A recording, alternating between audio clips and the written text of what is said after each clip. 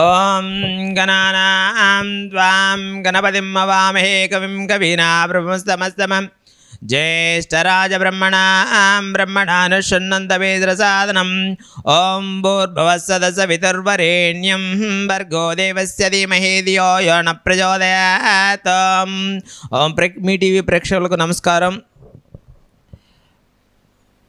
మన క్రోధీనామ సంవత్సరంలో ఆగస్టు నెల అనగా శ్రావణ మాసం రెండూ కలిపి వృషభ రాశి వారికి గ్రహానుకూలత, గ్రహ ఉచ్చస్థితి, గ్రహ నీచస్థితి, యోగము ఎలా ఉంటుందో మనం చెప్పుకుంటున్నాము.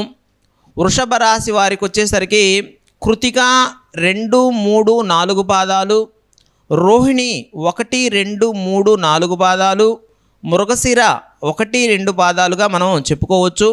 అలానే కొంతమందికి జన్మ నక్షత్రం నుంచి బట్టి కూడా చూడవచ్చు. అంటే కొంతమందికి పుట్టిన రోజు, పుట్టిన తిథి, నక్షత్ర, వార, యోగ కరణాలను బట్టి మనం జాతకాన్ని నిర్ధారణ చేస్తాము. అలా కాకుండా అసలు పుట్టిన తేదీ కానీ, నక్షత్రం కానీ, వారం కానీ ఏమీ తెలియని వాళ్ళు కూడా వృషభ రాశిని ఎలా చూసుకోవాలి అంటే, మీ పేరులో మొదటి అక్షరము ఇప్పుడు నేను చెప్పే వాటిల్లో ఏదైనా ఉంటే మీరు వృషభ రాశిగా పరిగణించుకోవచ్చు. ఆ అక్షరాలు ఏంటి అంటే ఈ, ఊ, ఏ, ఓ, వా, వి, ఊ, వే, ఓ.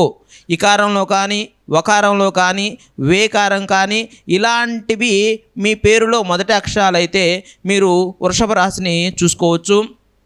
ఈ యొక్క క్రోధీనామ సంవత్సరంలో శ్రావణ మాసంలో అత్యంత అద్భుతంగా వృషభ రాశి వాళ్ళకి ఉంటుందని చెప్పుకోవచ్చు. అన్ని గ్రహాలు, కేతువులు పంచమంలో ఉంటున్నాడు, గురువు దశంలో ఉంటున్నాడు. అలానే శని ఉచ్చస్థితి, శని అనుకూలత ఉంటుంది. గురుబలం కొంచెం తగ్గినప్పటికీ కూడా మనకి గురువుకు సంబంధించిన పరిహారాలు ఏవేవి చేసుకోవాలో మనం వీడియో చివరిలో చెప్పుకుందాము.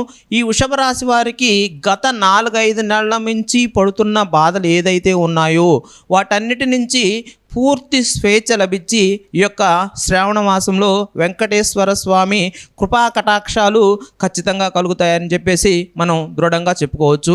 అలానే సంతాన సౌఖ్యం కానీ, వాహన సౌఖ్యం కానీ, నూతన పరిచయాలు కానీ, గృహ నిర్మాణానికి సంబంధించిన ఏదైనా కార్యక్రమాలు చేసుకోవాలి అనుకునే వాళ్ళు స్వచ్ఛందంగా చేసుకోవచ్చు. ఖచ్చితమైన గ్రహానుకూలత, గ్రహ బలం అనేది మీకు ఉంటుందని చెప్పుకోవచ్చు. అలానే గతంలో మిమ్మల్ని ఇబ్బంది పెట్టిన శత్రువులు ఎవరెవరైతే ఉన్నారో వాళ్ళంతటగా వాళ్ళే మీకు దగ్గర అయ్యి మీ యొక్క సలహాలు, సూచనలు కూడా పొందుతారు.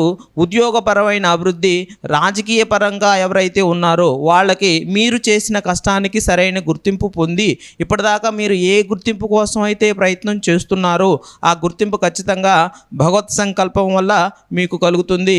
ఇప్పటిదాకా మీరు పడ్డ కష్టాలన్నీ కూడా యాక్చువల్గా అయితే మీకు మే నెల కొంచెం కష్టంగా ఉంది. ఆ తర్వాత కొంచెం జూన్లో కొంచెం రిలీఫ్ అయ్యారు. జూలై ఒక రకంగా ఉంది, కానీ ఆగస్టు మాత్రం అద్భుతంగా ఉంది అని చెప్పుకోవచ్చు. నూతన పరిచయాలు, గృహ నిర్మాణ యోగము, అధికార అనుగ్రహము, మీరు చేసే పనిలో గుర్తింపు, అలానే సంతోషకరమైన వార్తలు వింటుంటారు. గతంలో మనల్ని ఇబ్బంది పెడుతున్నాయి అనుకుని కొన్ని సంఘటనలు, ఆ సంఘటనల నుంచి, సమస్య నుంచి మీరు బయటపడి ప్రశాంతమైన మానసిక ఉల్లాసము, మానసిక ఆనందాన్ని కలిగే అవకాశం ఉంది. అట్లానే కొంతమందికి గ్రహ ఉచ్చస్థ నీచ స్థితుల్లో ఉండటం వల్ల కొన్ని మేము వృషభరాశేనండి, మాకు కొన్ని పనులు అనుకున్నా కావట్లేదు అని అంటే మీ గ్రహాలలో మీకున్న గ్రహానుకూలతో కొన్ని స్వల్ప దోషాలు ఉండటం వల్ల అలాంటి సంఘటనలు జరుగుతాయి. దానికి ఎలాంటి ఇబ్బందికరంగా మీరు భావించొద్దు. ఎలాంటి ఇబ్బందికరమైన ఇది చేయొచ్చు. దానికి చక్కటి పరిష్కార మార్గం ఉంటుంది. వృషభ రాశికి అధిపతి శుక్రుడు అయినప్పటికీ, శుక్రుడు బలం బాగా ఉన్నప్పటికీ మీకు గురుబలం కొంచెం తక్కువ ఉండటం వల్ల, గురువు స్వస్థానంలో ఉండటం వల్ల చిన్న ఇబ్బందులు, ఆర్థికపరమైన కష్టాలు అనేది వస్తుంది. కాబట్టి మీరు ప్రతిరోజు గురుదత్తాత్రేయ సూత్రాన్ని చదువుకోండి. గురుదత్తాత్రేయ సూత్రం పెద్ద అక్షరాలతో ఉంటుందండి, చాలా ఉంటుంది, మేము చదువుకోలేము అని అనుకునేవాళ్ళు ఓం ద్రాం దత్తాత్రేయాయ నమః, మళ్ళీ చెప్తున్నాను చూడండి, ఓం ద్రాం దత్తాత్రేయాయ నమః అట్లా కూడా కాకుండా ఇంకా అది కష్టం అనిపిస్తే శ్రీ గురుదత్త జై గురుదత్త అని మీరు స్పష్టంగా చదువుకోండి. అలానే ప్రతి గురువారము శనగలు నానబెట్టి శనగల్లో కొంచెం బెల్లం పెట్టి గోమాతకి ఉదయం 5:30 నుంచి 6:15 తినిపించి చక్కగా గోప్రదక్షిణ చేస్తూ మీ యొక్క పరిహారాన్ని చేసుకోండి. చక్కగా అద్భుతంగా మీకు మంచి జరిగే అవకాశం ఉంది. మీకు ఏ పనిని ఏ కార్యాన్ని తలపెట్టినా కానీ అద్భుతంగా విజయవంతంగా మీరు ముందుకు పోతారు అని చెప్పొచ్చు. అలానే వాహన సౌఖ్యం, నూతన పరిచయాలు, చేయి వృత్తి వ్యాపారాల్లో కూడా అనుకూలత ఏర్పడుతుందని చెప్పవచ్చు. మళ్ళీ చెప్తున్నాను, ఓం ద్రాం దత్తాత్రేయాయ నమః అనే మంత్రాన్ని మీరు చక్కగా రోజుకి 21 సార్లు చదువుకోండి.